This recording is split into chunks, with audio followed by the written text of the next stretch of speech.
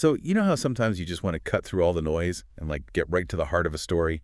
Understand what's actually going on without wading through tons of details. Yeah, exactly. Get the core of it efficiently. Well, that's pretty much what we're aiming for right here. Today, we're doing a deep dive into a really vibrant story.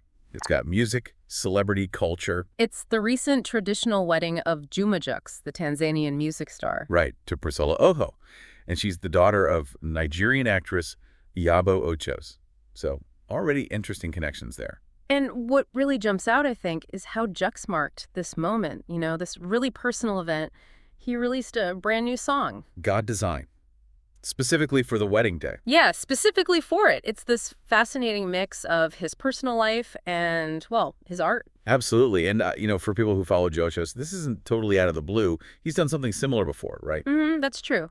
He dedicated Olufemi and Simimi to brides previously, so there's a bit of a history there. Okay, so our mission today in this deep dive is to really unpack this new track, God Design. Look at its significance, not just, as a wedding song, but what it means in the bigger picture of Jux's career and his public life.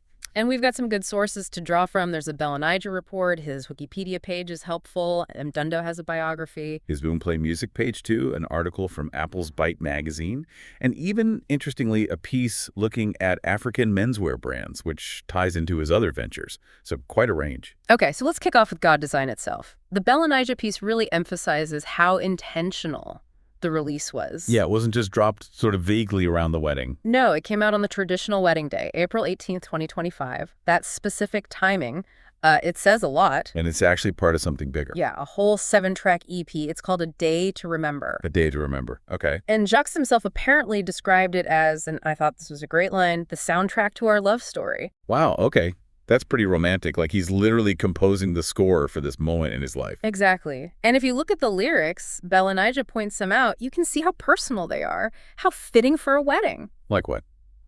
Well, phrases like Ayomitide, which means my joy has come. Oh, nice. And lines like, this is God's design and forever you'll be mine. I mean, that's straight out of wedding vows, basically. The song becomes this audible promise. Yeah, it really captures that commitment. And then there's the feature, right? Fino. Yes, Fino, the Nigerian rap star, which adds another really interesting layer. How do you see that fitting in? I mean, considering Jux is Tanzanian, Priscilla's Nigerian, does that collaboration kind of underline the cross-cultural aspect? I think it absolutely does. It's probably not just a random feature. Partnering with Fino likely helps the song reach, both Tanzanian and Nigerian listeners. Right. Kind of symbolizes the union itself through the music. Precisely. And Fino's style brings a different vibe, potentially pulling in fans who maybe don't usually listen to Jux's specific blend of R&B and Bongo Flava.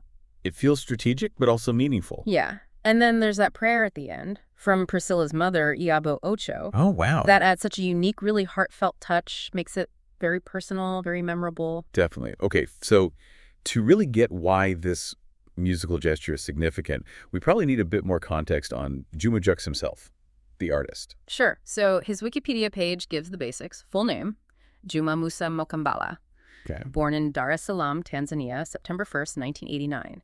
And his family roots are in the Singida region. So, yeah, deeply Tanzanian. And his musical start wasn't R&B, was it? No, interestingly, his Mdundo bio says he actually began as a rapper back in 2005 when he was just 16. Wow, okay. Rapper first. Yeah. And the switch to R&B came later, around 2008. That's when he signed with AM Records. So that shift really defined the sound we know now. Which is that blend, right? You hear the R&B, but also Bongo, Flava, Afrobeats influences.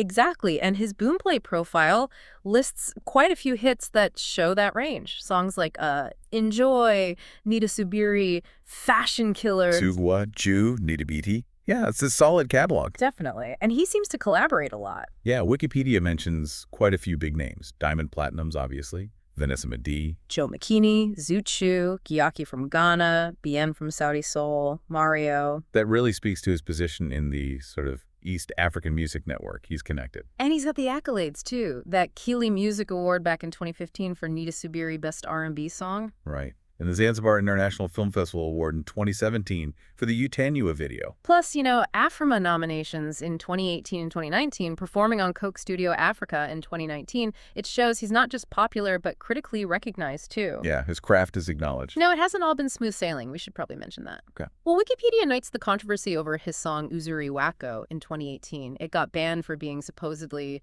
immoral. Okay. Content issues. Yeah. And more recently, in 2023, there was that copyright claim that briefly got his song Enjoy with Diamond Platinums taken off YouTube. Right, I remember that. So the usual challenges artists can face today. Pretty much. But those bumps don't seem to have really slowed him down much in terms of output or fan connection. No, because he's released full albums since then, too. The Love album in 2019. And King of Hearts in 2022.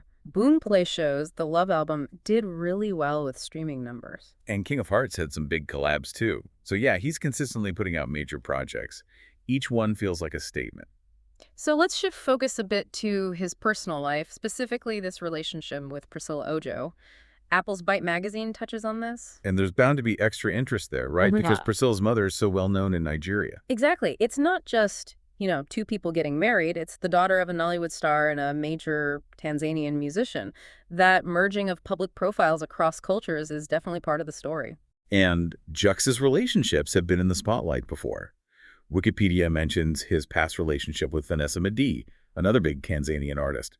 That ended in 2019. Right. So the public has followed his personal life before, this engagement to Priscilla in August 2024, and now the marriage this April. It's a big new chapter. And that cross-cultural aspect just adds another layer of public fascination, I think. It goes beyond just entertainment news. Totally.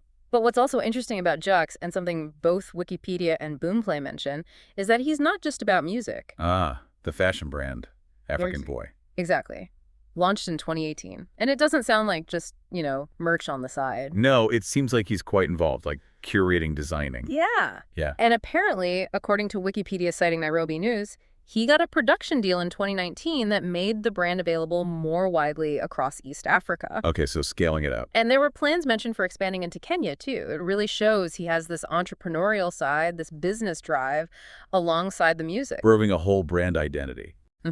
So if we kind of pull all these threads together for everyone listening, it really becomes clear that releasing God Design as a wedding gift isn't just like a standalone nice gesture. No, it fits perfectly into this pattern of him using his music to express these huge personal moments. He's weaving his life story directly into his art, very publicly, very personally. Yeah.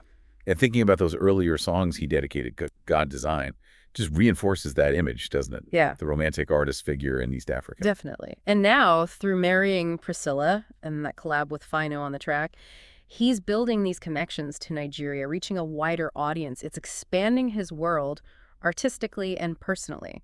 It's a really smart and seemingly heartfelt way to do it. So I guess the key takeaway here is that this song, God Design, it's more than just a song for a wedding. It's this public statement of love, sure, but it's also part of his ongoing story as an artist. Right. It connects his personal life, his music, his cultural background, and now his connection to Nigeria, too. It all ties together. Yeah, it shows how deeply personal events can shape and enrich an artist's creative work, and how that can then resonate outwards with fans old and new across different places. It really makes you think, actually, about how artists generally, across different fields, different cultures, how they choose to mark these really personal, significant life moments through their work.